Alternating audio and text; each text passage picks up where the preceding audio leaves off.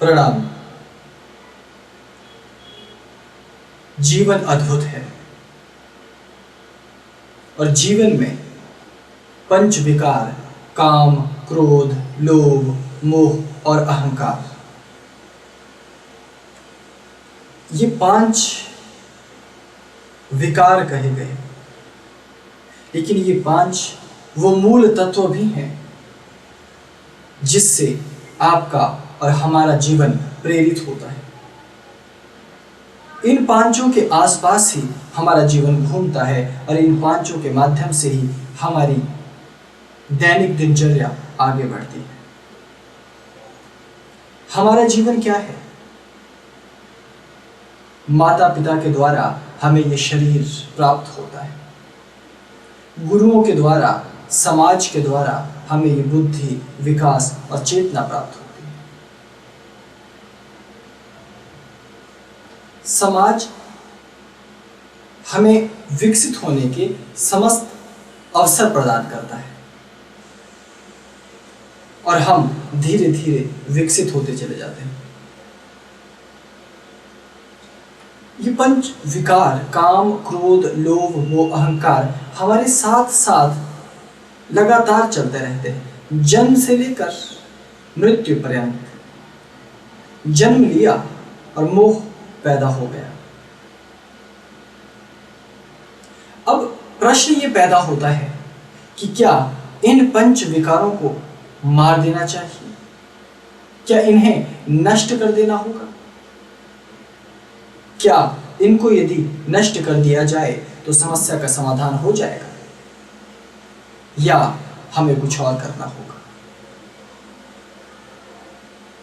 भारत में सत्वपंथी, रजसपंथी, तमसपंथी और भी न जाने कितने संप्रदाय विशेष हैं जो धर्म की अलग अलग विधाओं को मानते हैं। उनकी अपनी अपनी विचार शैली, सब धर्म को लेकर एक अनूठा मार्ग बताते हैं और उस पर चलने की प्रेरणा देते हैं।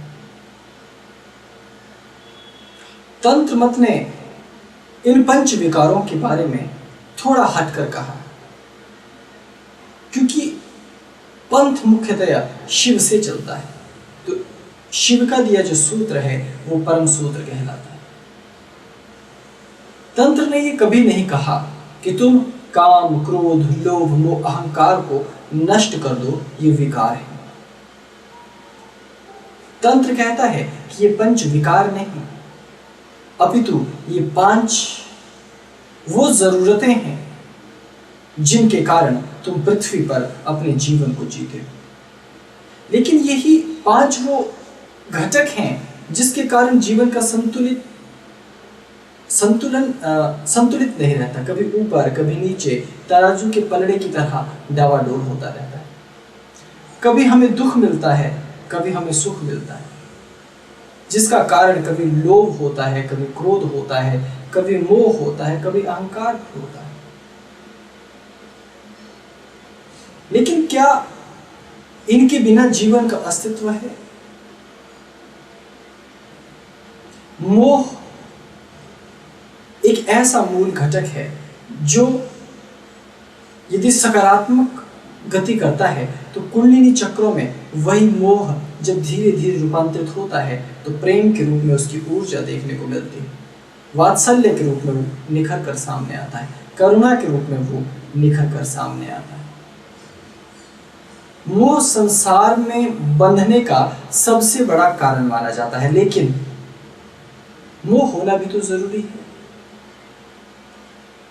जिस माता पिता ने हमें उत्पन्न किया, जिस दादा परदादा ने हमें उत्पन्न किया, यदि हमारे मन में उनके प्रति मोह न हो तो भी मानव जीवन का कोई औचित्य शेष नहीं है।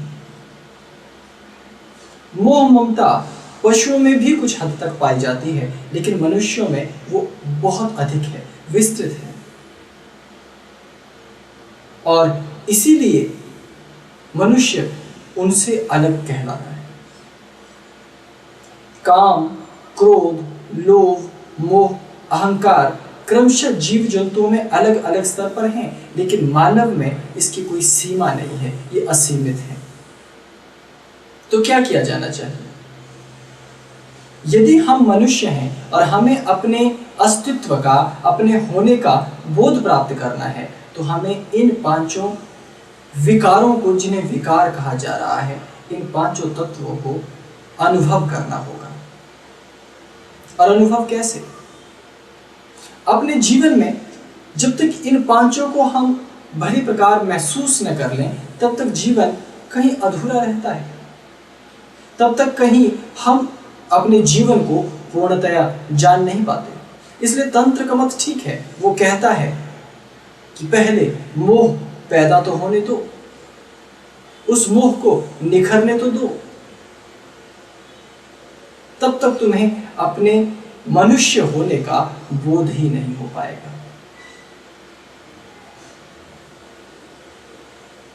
हमारा मोह प्रेम के रूप में बाहर निकल कर आता है। हम मोह को कैसे देख सकते हैं? एक बूढ़े व्यक्ति की कहानी याद आती है। गांव में रहने वाला ये बूढ़ा पहाड़ियों के बीच में एक छोटे से गांव में पैदा हुआ था। माता पिता के साथ रहा, कभी खेतों को चला गया तो कभी अपने जानवरों को लेकर आसपास के पहाड़ों और नालों में जाकर उनको चराकर वापस लौट आता।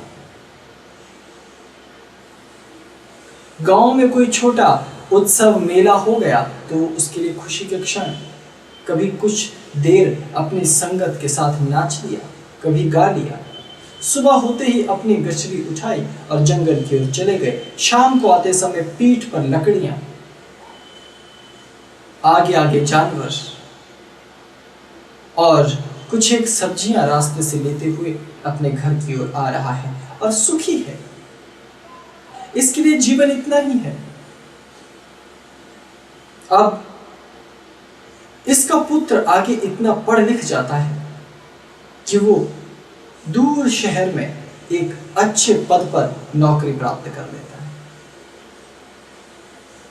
अब वो चाहता है कि उसके पिता उसके पास शहर आए और वो पिता से आग्रह करता है। तो पिता सोचते हैं कि मैंने कभी इन पहाड़ियों से उस पार निहार कर नहीं देखा, मैं नहीं जानता कि ये जो चारों तरफ पहाड़ियां हैं इसके आगे दुनिया कैसी है, तो मुझे एक बार जरूर जाना चाहिए। वो अपने पुत्र के साथ जाता है। जो ही वो शहर पहुंचता है, अभी 1 या 2 दिन ही बीतते हैं, लेकिन उसे घर की याद आने लगती है। अब शहर बहुत विस्तृत, बहुत बड़ा, घर ही घर, मकान ही मकान, लेकिन किसी को किसी से कोई लेना देना नहीं। कोई जिए या मर जाए। और शहर का कामकाजी वातावरण इतना अद्भुत कि किसी के पास किसी का हाल चाल पूछने का समय तक नहीं। और कहां तो वो गांव का वातावरण कि सुबह के समय अपने पशुओं को बाहर निकाल रहा है और पड़ोस वाले को आवाज लगाया जा रहा है कि तुम जल्दी अपने जानवर लेकर आओ, ताकि हम साथ साथ जंगल की तरफ, वनों की तरफ जा सकें। अब शहर में आने के बाद बहुत बखेड़ा। पुत्र ने काफी समझाया कि कुछ दिनों आप रह जाइए, फिर मैं आपको गांव छोड़ आऊंगा, लेकिन वृद्ध का मन नहीं माना। शाम हुई तो पुत्र अपने पिता के पास बैठा तो पिता ने कहा, बेटा, जब मैं पैदा हुआ था तो दादाजी ने मुझे बताया कि जो तुम्हारा पुराना घर है ये बहुत मेहनत से और बहुत प्यार से बना है। हम लोग बहुत गरीब थे, हमने मेहनत करके ये घर बनाया, उसमें अपना परिवार बसाया, और तब आज हमारी हालत इतनी अच्छी है कि हम समाज में इज्जत से उठ बैठ सकते हैं, खा पी सकते हैं। हमारा बहुत बड़ा कुनबा था। पहले दादाजी चल बसे, फिर दादी जी चल बसी, फिर पिताजी चल बसे, माताजी चल बसी, और सभी का अंतिम संस्कार मैंने खुद अपने हाथों से गांव के ही शमशान घाट में किया। वही नाले के पास। तो रह रह कर मुझे हृदय में पीड़ा होती है, दोनों छातियों के बीच में जलन होती है। ऐसा लगता है कि मानो छाती फटने वाली हो। वो लोग तो सब चले गए, क्योंकि मरना तो सबको है, लेकिन मरने से पहले मुझे तो एक अजीबोगरीब दुख दे गए। मैं उनसे क्षण भर भी दूर नहीं रह पाता। रह रह कर मुझे उनकी याद आती है कि मेरे पिताजी मुझे ये कहा करते थे, दादाजी मुझे ये कहा करते थे। मेरे दिमाग में वो सब यादें, उस गांव की यादें, उस आसपास के पहाड़ों और झरनों की यादें जस की तस ताजा हैं। और आज थोड़ा सा दूर में इन पहाड़ों से क्या हुआ, बस मुझे वही याद गांव की आ रही। दादाजी भी एक बार कहीं तीर्थ घूमने निकल गए थे, तो वो बताते हैं कि उन्हें हर पल गांव की याद आती रही, क्योंकि इसी गांव में मेहनत करके उन्होंने अपना कुनबा बसाया है। हमारे सभी पूर्वज इसी गांव में पैदा हुए और इसी गांव में मिट्टी में मिल गए। उनके नाम की खातिर हमने सब कुछ दांव पर लगाए रखा। समय पर खेती की है, समय पर देवताओं का ध्यान रखा है, उनकी पूजा पाठ की है, तिथि त्योहारों पर पूर्वजों को, बुजुर्गों को याद किया है। लेकिन आज के इस युग में, आज के इस शहर में ये सब नहीं है। तो मुझे भय लगता है। मैं ऐसे स्थान पर मरना भी नहीं चाहता। मैं चाहता हूं कि मेरा अंत हो तो मेरे ही गांव में, मेरे उसी घर में मैं भी मरना चाहता हूं जहां मेरे समस्त पूर्वजों ने प्राण त्यागे। और उसके बाद पिता की आंखों में आंसू छलछला आए। पुत्र से पिता की पीड़ा नहीं देखी गई और वो पिता को लेकर अगली ही सुबह गांव लौट आए। और गांव आने के बाद पिता प्रसन्न। शहर में तमाम सुख सुविधाएं थी, रहने को, खाने को, सब कुछ अच्छा, लेकिन पिता को वो बर्दाश्त न हो सका, क्योंकि पिता के भीतर अपने गांव के प्रति मोह था, अपने पूर्वजों के प्रति मोह था। तो क्या हमें अपने पूर्वजों के प्रति मोह नहीं होना चाहिए? क्या हमें अपने गांव के प्रति मोह नहीं होना चाहिए? क्या हमें अपनी संस्कृति, धर्म और परंपराओं के प्रति मोह नहीं होना चाहिए? ये गूढ़ प्रश्न है। और यदि हम इस मोह के त्याग की बात करते हैं तो आपने जीवन फिर जिया क्या? यदि आपको अपनी सभ्यता का, संस्कृति का पता नहीं है, धर्म का, धर्म की परंपराओं का पता नहीं है, तो आपके जीवन में कुछ अब है नहीं। आप केवल अपने आप को व्यस्त रख सकते हो। जैसा कि एक बूढ़ी दादी कहा करती थी। मैंने पड़ोस में एक बुढ़िया को देखा, बहुत परेशान थी। सुबह के समय मैं वहां से गुजर रहा था तो मैंने पूछा, दादी अम्मा, आप हर रोज यहाँ अकेली बैठी रहती हैं और बहुत दुखी नजर आती हैं, क्या आप बीमार चल रही? तो दादी अम्मा ने कहा, नहीं बेटा, ऐसा कुछ भी नहीं। समय का फेरबदल है, अब तो कलिजुग आ गया है ना। हमारा भी एक वक्त था बेटा, जब मैं गांव में होती थी, तब सुबह और शाम सब जन बैठ करके बातचीत करते थे, एक दूसरे से बतियाते थे, क्या करें क्या नहीं करें, घर में क्या होना चाहिए, हम कैसे देवता के पास जाएंगे, हम कैसे बड़े बूढ़ों के पास बैठेंगे, किस रिश्तेदार के पास जाना है, फलां की शादी ब्याह में क्या करना है। लेकिन यहाँ कोई बात नहीं करता। जब से मैं शहर आई, मानो मैं तो फंस गई। जैसे ही परिवार में लोगों को समय मिलता है तो टेलीविजन से चिपक जाते हैं। पोते पोतियों को समय मिलता है, जब छोटे थे तब तो मेरे पास बैठते थे, अब तो कंप्यूटर, इंटरनेट के पास बैठते हैं, मेरी तो कोई जरूरत ही नहीं।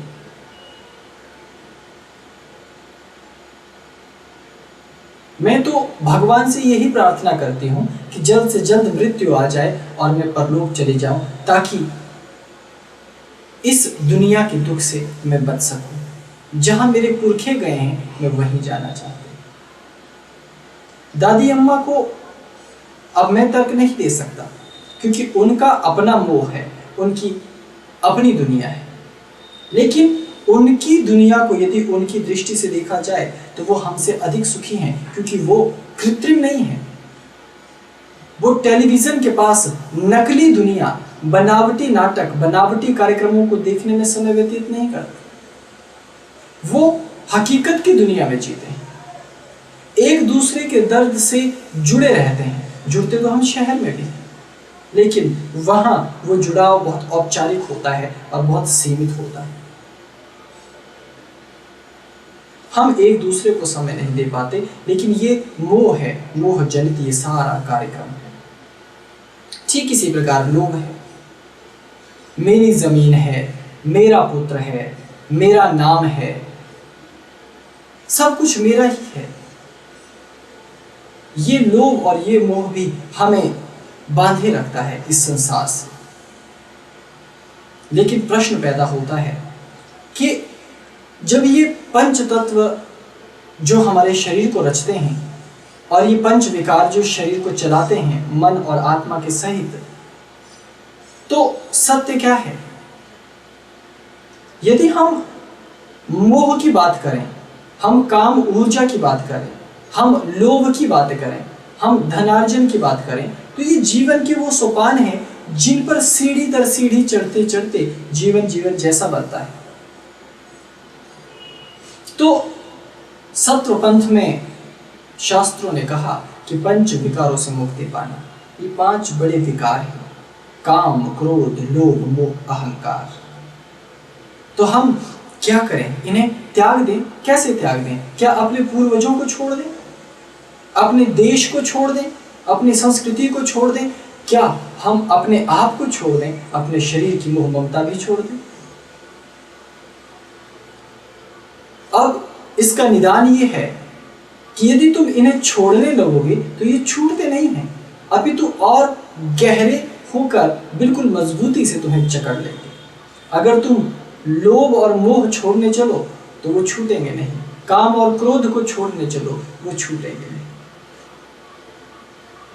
तो तंत्र ने कहा तुम इसकी चिंता न करो, काम है रहने दो, क्रोध है रहने दो, लोभ है रहने दो, मोह है उसको भी रहने दो, और इस सब से जो तुम्हारा जीवन चल रहा है उसे आगे चलने दो। लेकिन इन सब को संचालित करते हुए केवल अपने परम लक्ष्य की प्राप्ति करते जाना। और जब तुम अपने लक्ष्य की प्राप्ति में आगे बढ़ते जाते हो तो तुम्हारी भीतरी चेतना धीरे धीरे बढ़ती चली जाती है, और जब वो एक ऊंचे सोपान पर आ जाती है तो यही पंच विकार तब तुम्हारे सहायक होने लगते हैं। अभी अगर तुम्हें अपने दादी, पिता, माता या किसी और स्वर्गवासी व्यक्ति की याद आती है तो तुम केवल रो सकते हो कुछ एक क्षण, और इच्छा कर सकते हो कि मैं भी उसी गांव में मरूं जहां वो मरे। लेकिन जब तुम्हारी चेतना का विकास हो जाएगा तो तुम्हें पता चलेगा कि जिस शाश्वत धारा से मेरे पूर्वज जुड़े थे मुझे उसी से जुड़ना है, और वो इस दुनिया से बाहर कहीं नहीं गए, वो इसी ब्रह्मांड में है, इसी सागर में है। बूंद थे जल में समा गए हैं, मैं भी बूंद हूं समा जाऊंगा, तो उनसे मिलन हो जाएगा। फिर बिछड़ना कहां? तो जो हमारे समस्त दुख हैं काम, क्रोध, लोभ, अहंकार के द्वारा जनित, उन सब को तब हम भूल जाते हैं जब चेतना का सोपान, चेतना का स्तर इतना हो जाए कि हम संपूर्ण विश्व को गुंथा हुआ, बंधा हुआ सा देखने लग जाए। और इस कार्य में गुरु की भूमिका बड़ी गहरी है। गुरु हमें तन के बोध से उस पार, मन के बोध में, और मन के बोध से उस पार प्राण के बोध में, प्राण के बोध से उस पार अनंत के बोध तक ले जाते हैं, और तब हमारा जीवन धन्य होने लगता है। तो साधना में वो बल है। योग में वो बल है, मंत्र में वो बल है, भले ही वो सत्वपंथी हो, रजसपंथी हो या तंत्रपंथी। योग्य गुरु के दिशा निर्देश में साधना कर अपना विकास करना अनिवार्य है, वरना वक्त तो गुजर रहा है, बूंद बूंद गुजर रहा है, अब गुजर गया, फिर गुजर रहा है, गुजरता चला जाएगा, और एक दिन जो तुम्हारा ये अस्तित्व है, जो तुम्हें दिख रहा है, वो शेष नहीं रहेगा। और जब वो शेष नहीं रहेगा, तब तुम्हें याद करने वाला भी कोई नहीं रहेगा। तुम जब हो तब सृष्टि तुम्हें देख रही है, जब तुम नहीं रहोगे सृष्टि भी तुम्हें नहीं देख पाएगी। तो तुम वो तो हो ही नहीं जो तुम्हें अपनी चाह हो रही है या जो तुम अपने आप को जानते हो। इसीलिए तंत्र ने कहा अपने साथ प्रयोग करो, गुरु के आश्रम में बैठो, आज ही गुरु के पास जाओ, अपने पूर्वजों की संस्कृति को जानो, अपने पूर्वजों के विचारों को जानो, और जानो कि उन्होंने कैसे इस ब्रह्मांड के ज्ञान को प्राप्त किया, उन्होंने जीवन के प्रति कौन सी विचारधारा रखी। और तब तुम विज्ञान को साथ लेते हुए, जीवन को सुखी बनाते हुए एक ऐसा जीवन जियो जहां तुम्हारी पत्नी भी हो, तुम्हारे बच्चे भी हों, तुम समाज में भी रहो, लेकिन भीतर से अध्यात्म के उच्चतम और निखरे हुए सोपान पर रहो, ताकि भीतर की वेदना से तुम मुक्ति पा सको। तुम ऐसे स्तर पर जा सको जो बहुत दिव्य, ऊंचा और पवित्र हो। और यह संभव है केवल साधना से, केवल अपने चित्त को भीतर से शुद्ध करने के कारण। और जब किसी भी एक धारा से, चाहे कृष्ण हो, चाहे शिव हो, चाहे विष्णु हो, चाहे कोई और हो, तुम जब उस धारा से जुड़ जाते हो, तब तुम्हारे भीतर एक ऐसी चेतना का जागरण होता है, तब तुम अकेले अपने आप को नहीं पाते, तब तुम्हारे जीवन में चौदिश प्रकाश होता है, और तब ये पंच विकार तुम्हारे लिए विकार नहीं रह जाते, ये जीवन जीने का साधन मात्र है। क्रोध आया है कुछ क्षण तो चला जाएगा, काम का वेग है तो समाप्त हो जाएगा, लोभ है तो कुछ धन आ जाएगा तो तुम संतुष्टि कर लो।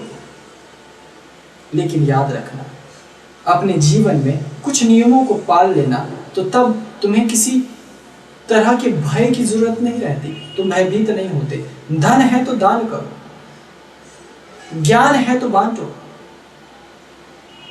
प्रेम है तो उसको अभिव्यक्त करो, पड़ोसियों को अपना प्यार बांटो, समाज को अपना प्यार बांटो, लोगों को अपना प्यार बांटो।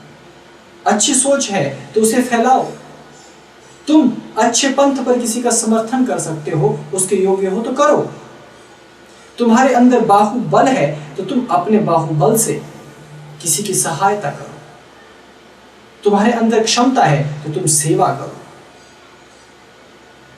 अपने पूर्वजों का आभार व्यक्त करो, अपने देवी देवताओं का आभार व्यक्त करो, और विनम्रता को अपने भीतर प्रविष्ट होने दो। ये छोटे छोटे सूत्र हैं, तुम सुखी होने लगोगे। अभी मोह से तुम दुखी हो सकते हो, लेकिन याद रखना, पूर्वजों को याद करना मोह नहीं, वो तुम्हारे जीवन का सौंदर्य है। तुम कहाँ पैदा हुए, कैसे पैदा हुए, कैसे पले बड़े हो, कैसे तुम बड़े हुए, ये सब तुम्हारे जीवन की कहानी है, वो मोह नहीं हो सकती।